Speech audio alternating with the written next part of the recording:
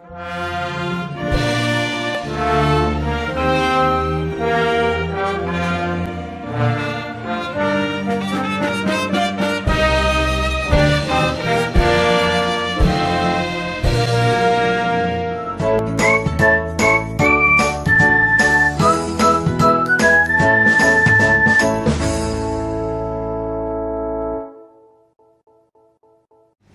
ini percobaan yang akan dilakukan adalah sintesis kloroform.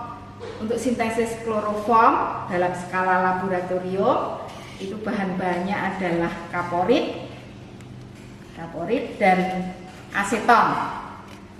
Kaporit dan aseton yang digunakan itu sesuai dengan hasil perhitungan yang sudah kalian hitung. Jadi nanti untuk kaporitnya itu kita buat suspensi dulu.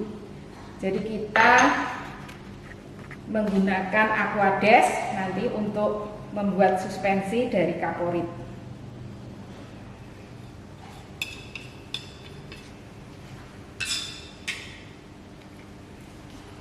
Jadi ini kita menggunakan mortar dan alu untuk membuat suspensi dari kaporit.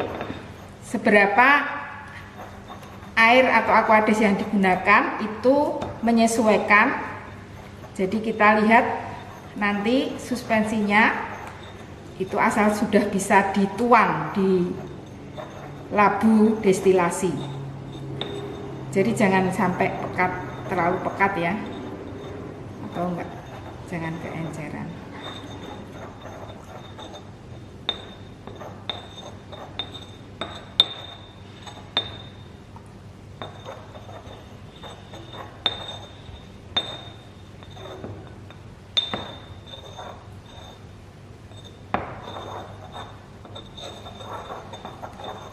Nah ini hasil yang suspensi kaporit dengan aquades yang nanti akan kita masukkan ke labu destilasi. Suspensi kaporit yang sudah kita buat kita masukkan di labu destilasi, labu alas bulat.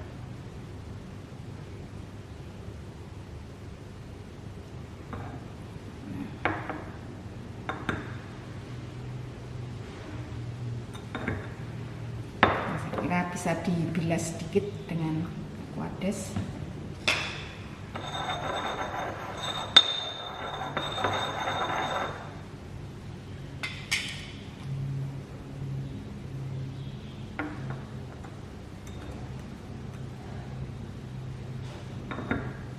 Oke.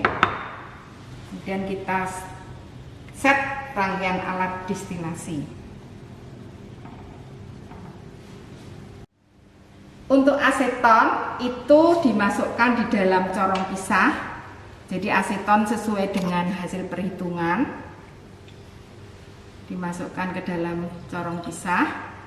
Kemudian ditambahkan aquades dengan perbandingan 1:1 dengan jumlah aseton ya.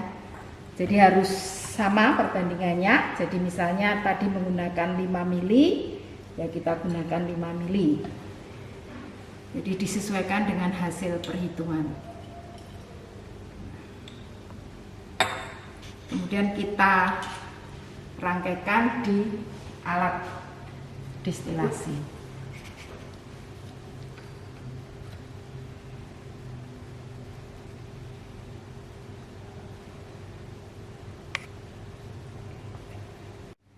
Oke, jadi ini rangkaian alat yang digunakan untuk sintesis kloroform. Jadi ini labu alas bulat, tadi berisi suspensi kaporit, kemudian aseton dengan air dengan perbandingan 1:1 diletakkan di corong pisah. Jadi ini nanti sebagai reaktannya. Kemudian ini pendingin libik, adaptor, kemudian ini Erlenmeyer yang diisi dengan aquades. Berapa aquades yang ditaruh di Erlenmeyer? Ini asal ujung dari adaptor itu nyelup di Aquades. Jadi fungsi Aquades di sini untuk nanti menjebak kloroform. Jadi trapping kloroform supaya kloroform yang dihasilkan itu tidak menguap. Karena sifat dari kloroform itu volatil. Kemudian juga aseton yang ada di corong pisah ini kenapa ditambahkan Aquades dengan perbandingan 1:1 itu dengan tujuan supaya juga tidak mudah menguap. Dan ini reaksinya adalah nanti menimbulkan buih yang banyak. Jadi untuk pemanasnya kita menggunakan pemanas spiritus dengan tujuan supaya kita bisa melakukan, kalau misalnya terlalu panas nanti bisa ditarik. Nah, jadi ini pemanasnya tidak permanen di bawah. Jadi ini kenapa digunakan pemanas spiritus supaya ini bisa kita sesuaikan. Jadi ini dijaga supaya tidak ada buih yang sampai naik ke atas. Jadi nanti reaksinya adalah aseton. Jadi aseton kita tambahkan dengan cara diteteskan ke bawah. Beberapa tetes.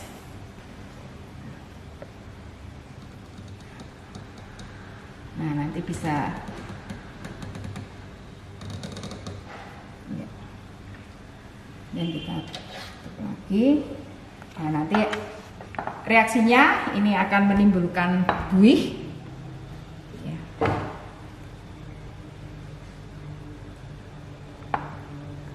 Nah, ini dijaga supaya buih yang terjadi itu jangan sampai naik ke atas, apalagi sampai masuk ke pendingin Liebig. Jadi harus dijaga.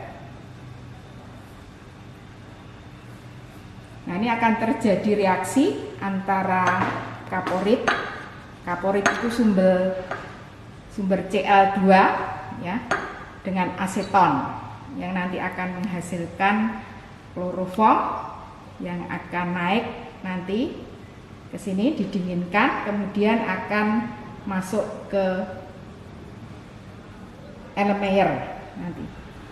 Nah, nanti kloroform yang dihasilkan itu karena akan berada di Erlenmeyer, ini karena massa jenisnya dengan air itu lebih besar kloroform. Nah, nanti kloroform akan berada di bawah. Jadi nanti bentuknya seperti bulatan-bulatan.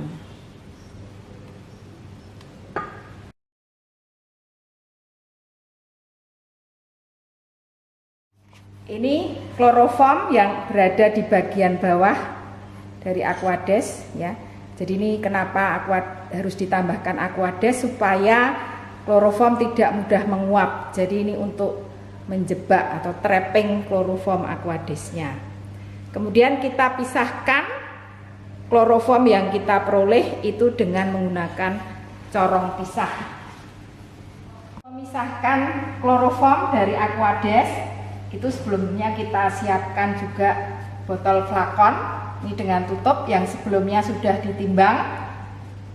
Jadi karena tadi kloroform itu akan berada di lapisan bawah karena massa jenisnya lebih besar daripada air.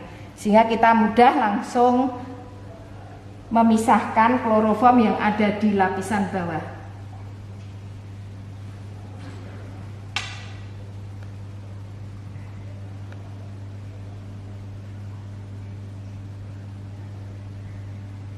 Nah, kemudian langsung kita tutup supaya kloroformnya tidak menguap.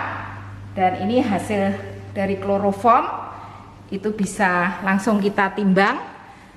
Sehingga nanti tadi botolnya dengan tutup sudah ditimbang sehingga tinggal mengurangi dari massa dari botol plus kloroform dikurangi dengan massa dari botol plus tutup. Kloroform yang sudah dipisahkan tadi dari Aquades itu sebetulnya ada langkah selanjutnya, yaitu dengan tadi pencucian dengan NaOH 20%. Tetapi karena ini hasilnya sangat sedikit, jadi proses pencucian dengan NaOH tidak kita lakukan. Kemudian selanjutnya itu ditambah dengan CaCl2 anhidrat, itu fungsinya untuk pengering. Jadi karena kloroform dan aquades tadi dipisahkan menggunakan corong pisah, nah mesti ada aquades yang masuk ikut ke dalam kloroform. Nah ini CaCl2 itu fungsinya untuk menyerap air atau dikenal dengan proses pengeringan, dan nanti CaCl2 itu dipisahkan dengan disaring dan filtratnya adalah kloroform. Kemudian langkah pemurnian selanjutnya adalah menggunakan distilasi. Nah itu kalau hasilnya cukup banyak. Jadi ini kita anggap kloroform yang kita peroleh ini adalah yang ada di dalam botol ini. Tinggal kalian nanti menghitung berapa rendemen yang diperoleh. Sekian.